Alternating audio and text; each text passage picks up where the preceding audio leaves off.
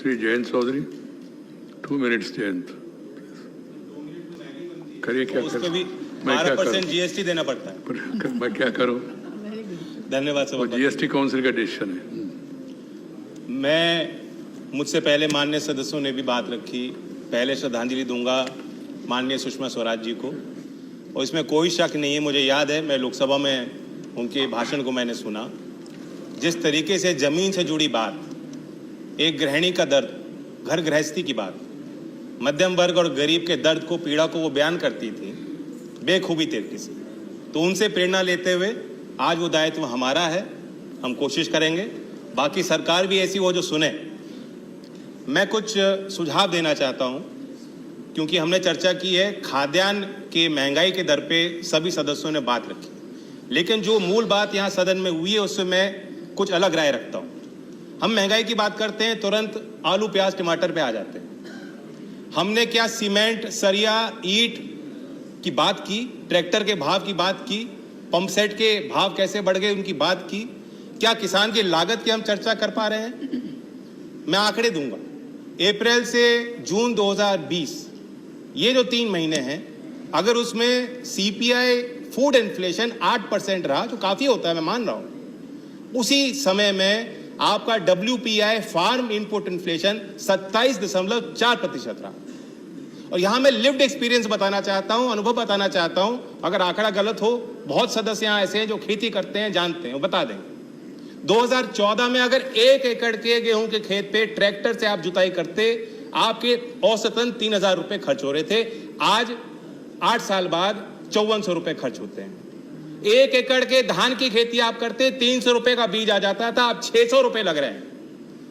आपके खाद और दवाई पे अगर 3000 रुपए 2014 में खर्च हो रहे थे 1 एकड़ के धान की खेती करने वाले किसान के लिए, आज 6000 रुपए तक वो आंकड़ा पहुंच गया।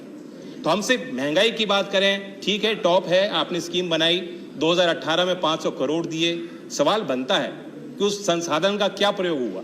क्या हमने खाद्य प्रसंस्करण की इंडस्ट्री को, फूड प्रोसेसिंग को बढ़ावा दिया है? क्या ये सच्चाई नहीं है?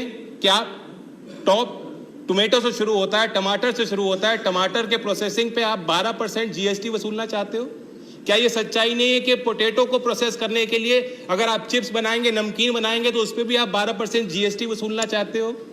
ये भी एक कारण है कि जो फूड इन्फ्लेशन है वो बेकाबू हो रहा है। मैं आग्रह करूंगा, वित्त मंत्री को मैं सुझाव देना चाहता हूं कि अगर आप सीपीआई में जो वेटेज है फूड का, अगर आप उसे घटा देंगे तो ये जो चर्चाएं बेवजह होती हैं, आप पे भी दबाव कम होगा। आप तुलना कीजिए, जर्मनी में सीपीआई का वेटेज फूड का क्या है? 8.5%, ब्राजील में 25.5%, चाइना में 19.9%, पाकिस्तान में भी 35% है, हमारे यहाँ 46% है।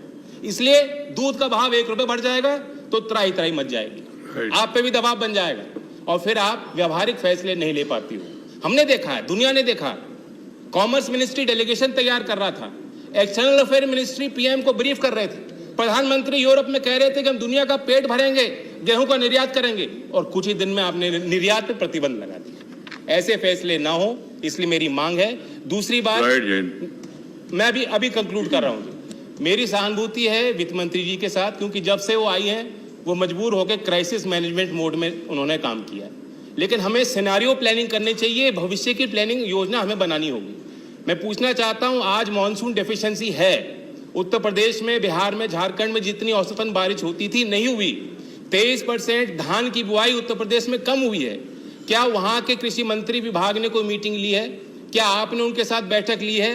क्या आप उनके साथ बैठक लेंगी? उसका जवाब मैं आपके उत्तर में जानना चाहूंगा। और अंततः जो आम आदमी कहता है उसके पास सारी चीजों का समाधान है। मैं बताना चाहता हूं कि एक आम आदमी ने मुझे कहा कि आप सदन में जा रहे हैं, चर्चा करेंगे, वहां ये समाधान दे दीजिए ना।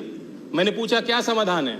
उसने कहा सरल है, ऐसी व्यवस्था बना दो, 5 साल तो सरकार रहेगी इनकी, ऐसी व्यवस्था बना दो कि हर 2-3 महीने में कहीं चुनाव करा दो, और आप देखोगे सरकार डीजल, पेट्रोल, बिजली कोई भी भाव बढ़ने नहीं देगी। राइट, धन्यवाद। राइट।